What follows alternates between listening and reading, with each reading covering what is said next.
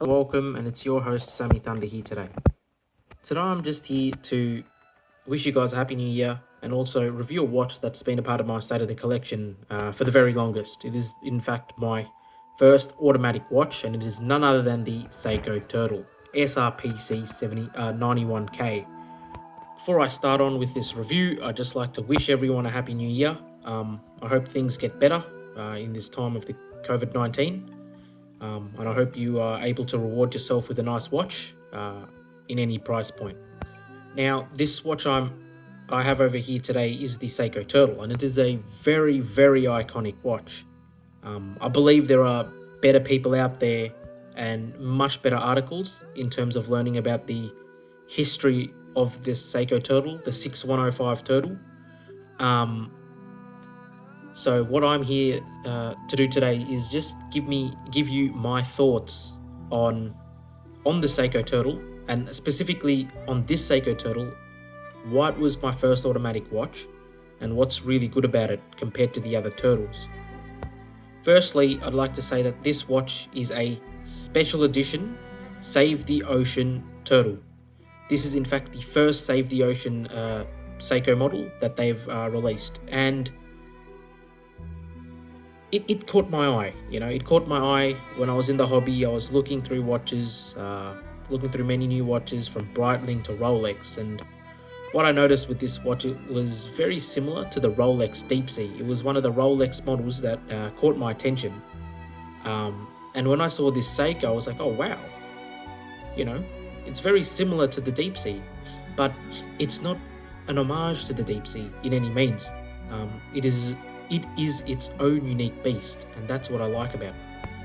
The watch originally comes on a rubber strap that I believe is better suited to the watch initially, and it is the perfect package for the watch to come in, mainly because it plays well with the dark portion of the dial. It's meant to be that deep sea vibe. It's meant to have that inky darkness to it.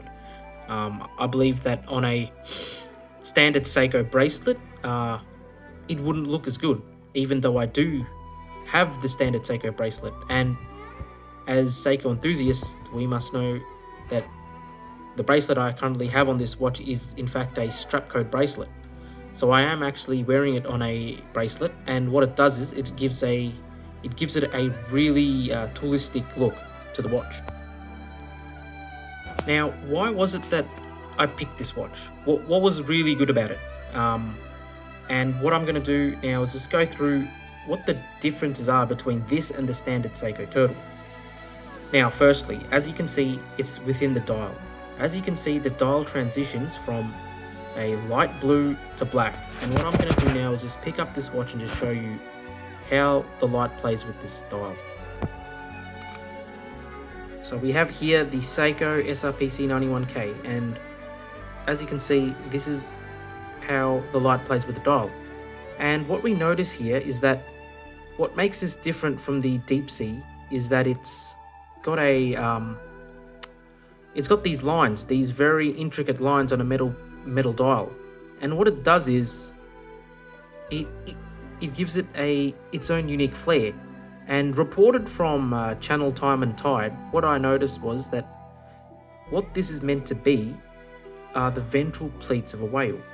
So many people have different interpretations of what this dial is. Some people say, oh yeah, it's to represent the waves. Some people say it could be the scales of some crabfish, or whatever it is. It is in fact related to the whales, and it is in fact here to support the initiative of Fabien Cousteau. So a portion of this watch's fund will be donated to that initiative. For people who don't know, Fabien Cousteau is the son of Jean-Jacques Cousteau, who is a very famous figure in the world of diving. I will link below some articles which just go through that. So I'll put this watch down now onto the tree, and we'll just go through what this watch is different to the other big boys out there from the Seiko Turtle line. So we've zoomed in on the dial, and what we notice here is we have applied indices. Now this is standard affair with the Seiko turtles, that's fine. But what we also have here is obviously that subtle differences in the dial, the vent, which exemplify the ventral plates of a whale. We have that gradient blue to black dial as well. We also have the bezel color, which is also changed. So we have light blue till minute 20 and dark blue till from then onwards. We also have a PVD black coated bezel, which is something very different. So there's a bit more things done to the watch. So what we'll do now, we'll just turn it over to the next side. And what we see here also is that the crown as well is also PVD black, which is a very unique touch as well. So it's a very, it's a very different turtle to the standard. So with Turtle Affair, what we have here is Hardlex Crystal. This is in fact not the King Turtle, but in my eyes, I still believe that this is one of the best turtle models out there. And what we also have is Divers 200 on the dial, standard affair. So this is an ISO certified diver. So the diameter of this watch is 45 millimeters. The thickness of this watch is 13.3 millimeters. The lug width is 22 millimeters, and the lug to lug is 47.5 millimeters. So what we notice here is that even though the diameter is high, the watch is actually very variable on many wrists, simply because the lug to lug is under the 48. So it should ideally fit wrist sizes under 6.5 inch. It should not under 6.5 inch wrist, but it should suffice 6.5 inches and above, in my opinion. Now, the specs out of the way, we have this Save the Ocean model. It is in fact the first Save the Ocean edition watch in the collection. So some unique things about this watch is, the dial's done really well. You can see the reflection from under the seconds hand onto the dial. Hopefully I can capture it better in the next 15 seconds. You should be able to see that. It's just the subtle touches. And I really like the indices that the turtle uses. As you can see, there's a second reflection on the dial. It gives that very oceany, the refraction of light as it goes through the water. So it's very immersive. It has a decent application of AR coding, I believe,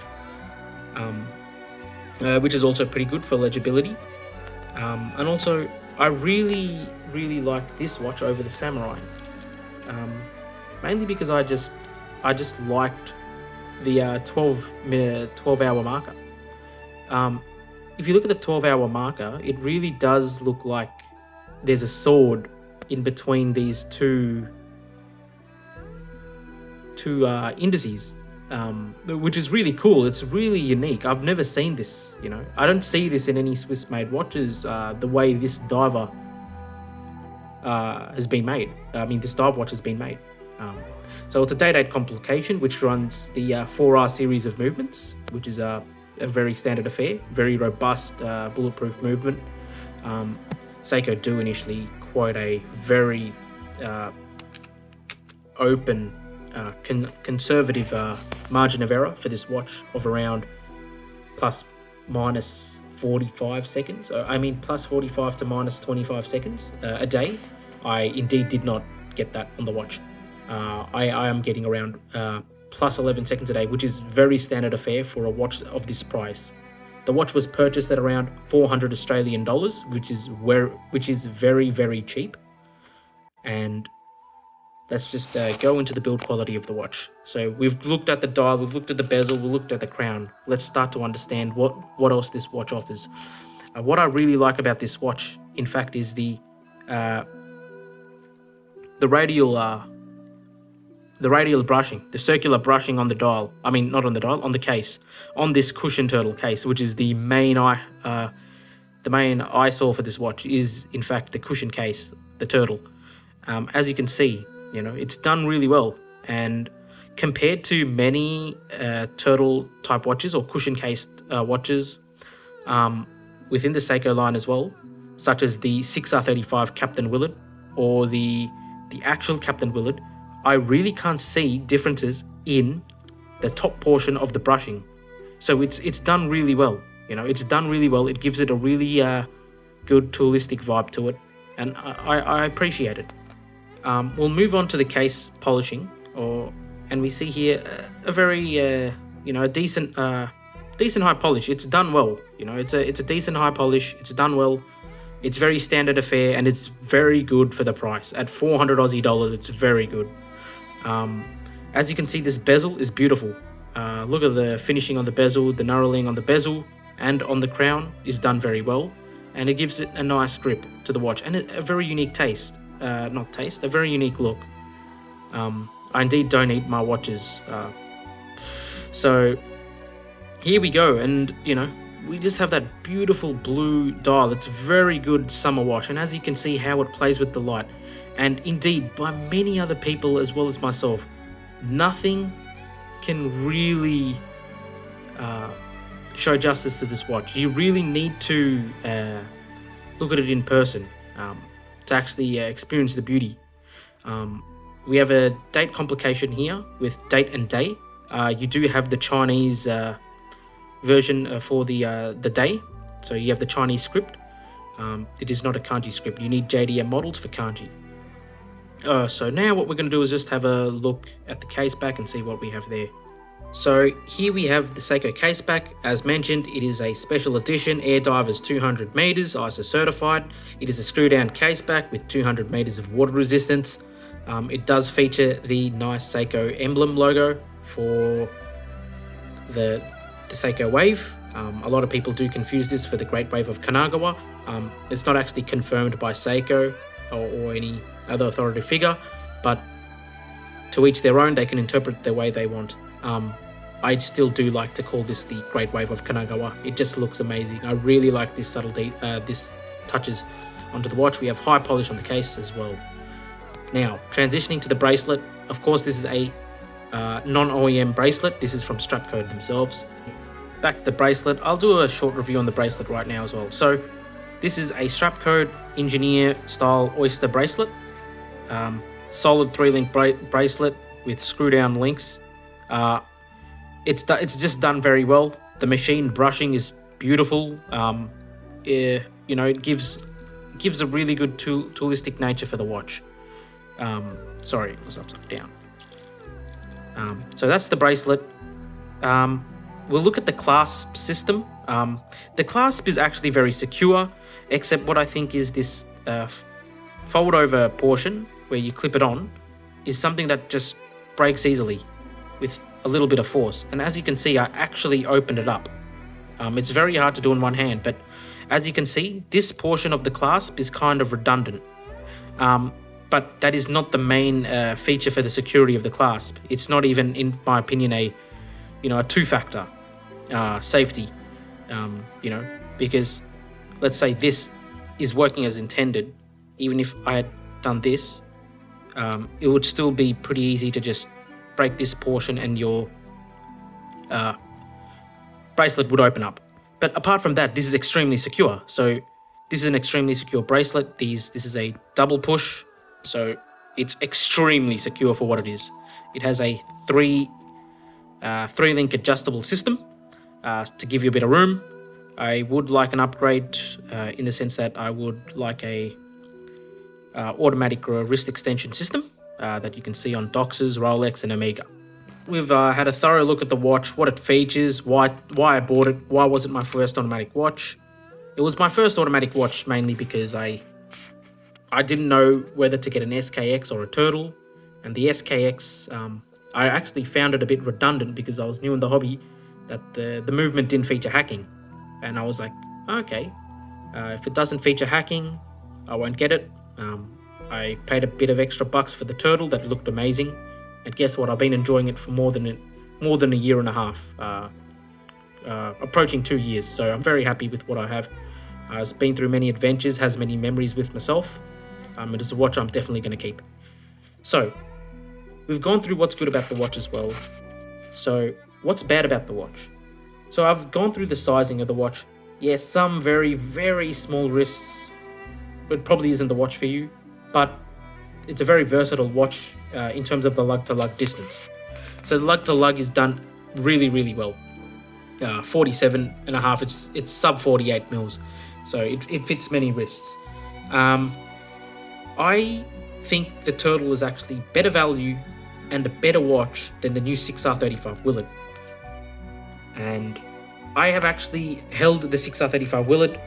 I actually appreciate it a lot because I'm a sucker for these Tuno style or these cushion style cases. I love the Captain Willett, and if I had the chance, I would gladly buy the Grand Seiko Movement Captain Willett, the proper one, the proper reissue.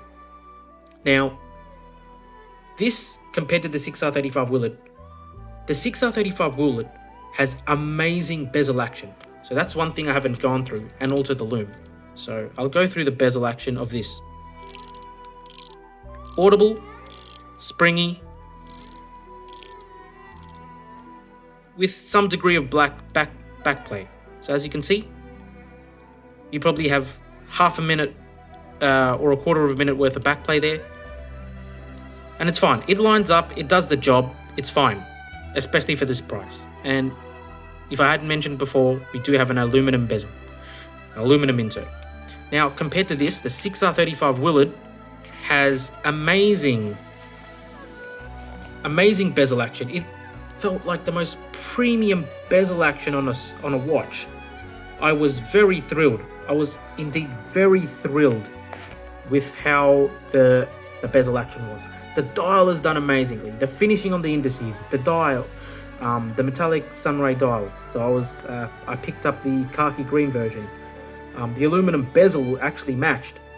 I really liked the watch. The loom was amazing as well.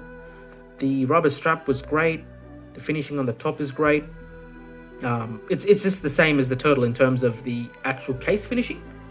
It has sapphire crystal, a raised domed sapphire crystal, which is pretty good. But I still think the King Turtles with sapphire and ceramic bezel is probably a better value for money. But for those looking for that 6R35 look, you won't get it in the Turtle. You won't get that unique lock-on system that you get, that special segment of the case, which just looks amazing. Over here, we just have that typical cushion-style Turtle case, which is still iconic in its own right. It's iconic in its own right. So, also with the Willets, the 6R35 Willets, its actual contour, so the actual the way the cushion is done is very similar. Cushion case is done, is very similar to the Turtle. So it's not as bulbous as the actual Willet. But the only difference is it has that variation on the case where it has that extended lock system for the crown. But apart from that, there is not much difference. The dial is done well, but it's not warranted the extended price. It has a 6R35 movement. You should get around at 10 seconds a day as well, or probably better. So it's up to you what you guys want to get, but it's definitely not worth 3 to 4 times the price of my Seiko Turtle that I have right now. The Hardlex, the OG Turtle, it's all fine. It's all good. Maybe if it didn't have the Prospex logo, it had a unique flair to it, I would have picked that up in a heartbeat. But, I might still pick it up. I love cushion style cases, and in fact, I have purchased a Doxa Sub 300T Diving Star, and I will hope to review that soon as I get the watch, and I'll do a special unboxing because it is one of my first more expensive watches that I've purchased, and it is a very special watch for me indeed. So I just wanted to thank everyone that watches my videos. I've been getting quite a bit of support from you guys. So please comment down below any improvements, anything you want to say to me, whether negative or positive. I'm all open ears. So thank you very much. Happy New Year. I hope everyone's doing well. It's Sands of Time. It's Sammy Thunder jumping out. See you.